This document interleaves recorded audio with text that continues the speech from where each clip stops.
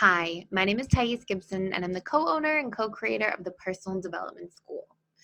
This is your daily breakthrough video, and in this video, I'm going to talk a little bit about some of the limiting beliefs that we can carry as human beings in our relationship to money and how these can impact us, and sort of about the different areas of life and why it's important to create balance in all 7 areas of our lives. So first and foremost, I will announce that I am releasing an abundance mindset course inside the Personal Development School. And this is an amazing course if you're really interested in clearly isolating what core limiting beliefs, negative emotional associations, or just obstacles you have in your relationship to money and how these things can deeply impact us. And so I want to go through like a bit of a, not a rant, but like a bit of a sort of message that I want to share with individuals first that I think is really important. So one thing that I find pretty much 100% of the time, I'm not sure if I've ever seen an exception to this yet, is that we are unique individual human beings where we have 7 areas of our lives that we contain a relationship to. So I want you to think of like yourself as a human being with wholeness. And because of the reality we live in and participate in, there's not really any way around having each of these 7 areas of our lives. And so these areas are our careers, our financial area, our mental, emotional areas, mental being the things we sort of learn about and how we expand ourselves mentally, some of our own thoughts, opinions, ideas, emotions being our actual feelings and the way we emote and connect through our emotions to others and the feedback emotions give to us. And so we've got career, financial, mental, emotional, physical, being your body, your health, spiritual, and then we've got our relationships, which can sort of be broken down into 3 main sectors: our friendships, our family relationships, and our romantic partnerships. So when we look at life this way, there isn't an exception to basically the rule that says in any of these areas of our lives that we are ignoring or repressing, we are basically waiting to go through havoc. Because if we keep ignoring or avoiding any area of our lives, because we interact with the world through each of these areas in different ways, eventually whatever we ignore is going to come and kind of like smack us in the head, right? And I'm not saying this in like a rude way. I've seen so many people over the years have a relationship to one area of their lives where they're like, oh, I don't really need a romantic relationship, and they ignore it for 10, 15 years. And then it hurts later, and then it's harder to get back in, and then you have all these fears and things to work through, and it makes that part of the work an uphill battle. Or times where I've seen people be so career and finance focused that, sure, you can sustain that for a few years, but 10 years later, 15 years later, when they've ignored their physical health, eventually have health problems, and that's going to go take time away from their career and finances anyways. It's going to cost them a lot of money to deal with the health things that you have to go through. It's going to cost them a lot of time to have to recuperate their health the hard way. And so what's really important is that we as human beings, especially interacting and living in the world that we do live in, that we have a relationship to each of these areas. We have a relationship to our own career. We have a relationship to other human beings in the friendship, family, and romantic areas. We have a relationship to money and how we interact with it. We have a relationship to all these different areas. And so one thing that I've seen, and to be honest, I was like this myself at a point in my life also, one thing I've seen is that it's easy to be like, oh, money is not important, or money, caring about money is greedy, or caring about money is bad, or things like this. And what's important to note is that money is neutral. Money is completely neutral, right? We have a relationship to it that we can make positive or negative because it's part of the world that we live in at this time.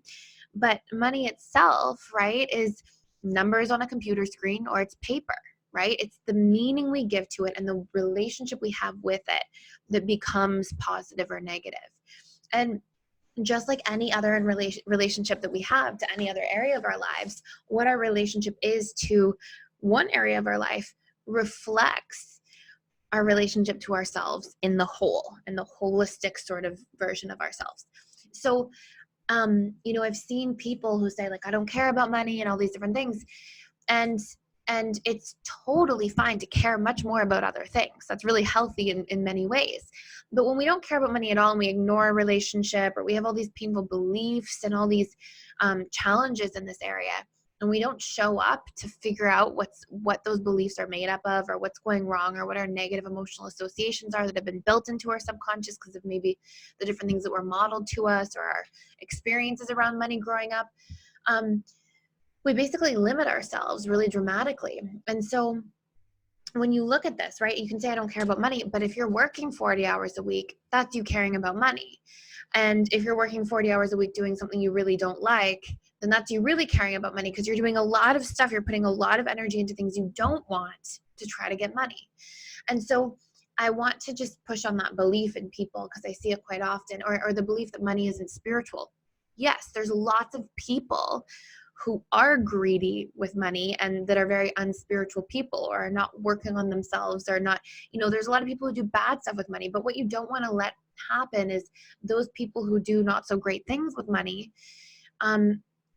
ruin your ability to create your life and have the freedom to use money as a tool to generate the opportunities, the experiences, and the ability to contribute to other people's lives. In a way, if greedy people over here are already greedy and already monopolizing industries or things that maybe are harming the environment or whatever it might be, what's not good is that we then let those people further rob us of the freedom to create our own lives, because we take that experience, we put a judgment on it, and then we avoid ever being like those people. But what we don't understand is how that might hurt ourselves in a way as well. And so, there's so many beliefs people can carry, and I'm not going to go through them all right now, but I've sort of grabbed 35 core beliefs that I've seen over the years with different individuals in their relationship to money. Things like, I can't earn money, I'm not good at saving money, I'm not good with my money. Things like, my money, will take care of it. Somebody will take care of my finances for me.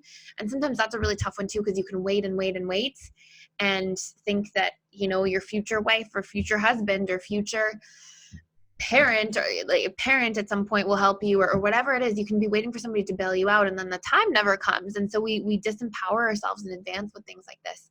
There's so many I can go through right now, but things like, I am undeserving, I am unworthy, wanting money is greedy, wanting money is bad, it makes me a bad person. There's a ton, and I won't go through them right now, but what I want you to recognize is that what you believe about money, like these different things you collect over time about money, are going to completely impact your relationship to money. Why? Because what we believe creates our thought patterns. What we think creates our emotional responses. And neuroscience has proven every decision we make is based on our emotions. So if we have these negative feelings, okay, because of beliefs we have, our brain is wired to avoid things that don't feel good. So our brain's going to go, like, let's say you believe that, if I value money, I'm greedy, then you're going to go through life and you're going to feel like, oh my gosh, I have to avoid that thing altogether because I've created negative emotional associations. And that can be an extremely disempowering thing to do. And often what that actually ends up as is us having to spend so much more time dealing with money in ways that we don't want, like debt collections or stress or whatever it might be, the financial lack mentality and the worry and stress and pain that causes, instead of just recognizing, hey, we need to empower this area of our lives specifically and do really wonderful things with it and expand and create and feel empowered to live the life that we want to live. So there's a lot of different beliefs we can go through. Money's meant to be spent. Fear of loss, right? Like, oh, I'm gonna, if I get money, I'm probably gonna lose it. And that can be an imprint that comes from some earlier fear of loss in your life. I don't know how to receive, a lot of blocks to receiving. If I receive, I'm a burden to somebody else. If my boss has to pay me too much, I'm a burden to the company. I have to overgive way more than I ever received to be safe. There's so many different things I can go through. But what I really want to share in this video is that your relationship to money is going to reflect different core wounds in relationship to yourself that basically exist within you as well. And I want you to I'm going to do like a little in the course I go through, I highly recommend taking the course if this is an area where you're feeling disempowered. Um, and and what I'll do is I'll actually create a coupon code for this course for anybody watching this who's feeling financially disempowered and wants to be able to jump in and take a course here and feel empowered in these areas. But what I go through is how to isolate all of the negative associations you have around money in the first place, and then how to pluck them out, make them conscious instead of these things just sitting in your subconscious and then just affecting your behavior without you even realizing. And then strategies and tools to help you develop a healthy relationship to money through linking these things to your personality needs, through developing healthy habits, and through just working through painful memories and any stored subconscious associations that really block you from being able to thrive in this area of your life. So we go through all sorts of different things in this course. We go through 10 different key rules for developing a relationship to money in a healthy way. And it's something I just highly recommend if anybody's struggling or caught in this area. Because I know in my channel here, we talk a lot about attachment theory and relationships, but I also want to really make an impact by letting you know everything in your life is a relationship. Okay, your relationship to your work, your relationship to your career, these are relationships as well. And again, they reflect to you the relationship that you have to yourself in many different ways. So I highly recommend checking that out. If you want more information about this stuff in general, you want me to put more videos about this stuff on YouTube, let me know. They're very deeply targeting the subconscious mind, which I'm not sure a lot of stuff does out there in terms of just different money mindset seminars. So please let me know, and I will share these different things on here more often. So thank you so much for watching, and please like and share and subscribe to this channel. I'll see you in the next video.